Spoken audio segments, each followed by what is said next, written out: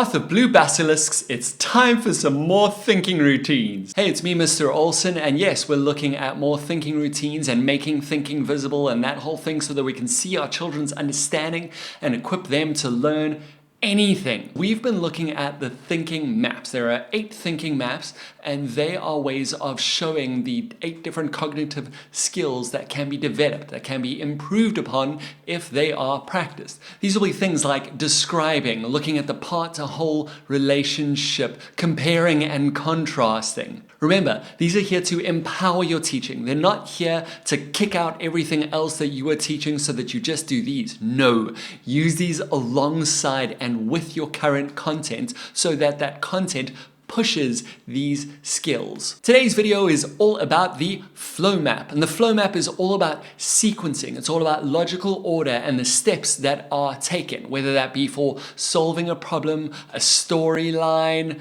or whatever it is. It's just about putting things in the right order.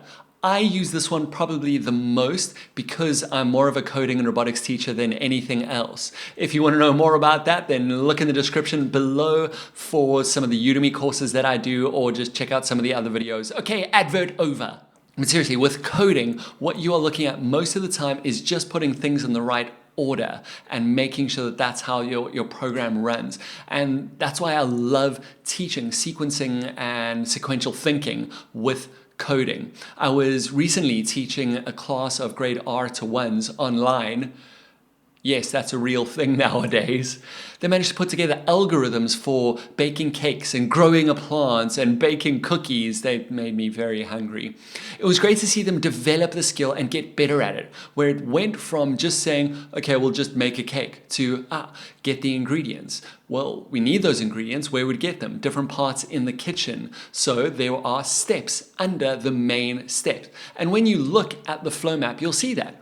Remember, the arrows are probably the most important part of this whole thing because it shows the flow of steps, the movement from one event or one step to another. And yes, as you can see, there are sub-steps. You can be more descriptive and add in extra steps. Just like I was saying with the cake or the baking example, how we have those extra steps down there to fetch ingredients. Maybe you need to mix in other things when getting the batter. I don't bake, I don't know. And when you get onto the activities for this lesson on my teacher marketplace, check out the description, then you'll see one of them is actually going to a really, really cool free coding application called Scratch. You can do that on any browser. I use it a lot. Even Harvard and MIT developed it, so they use it as well. They use it to introduce coding concepts. So if you are interested in that, then please do check it out. In the pack accompanying this lesson, you've also got templates that explain this a little bit more, some activity ideas, as well as a blank template.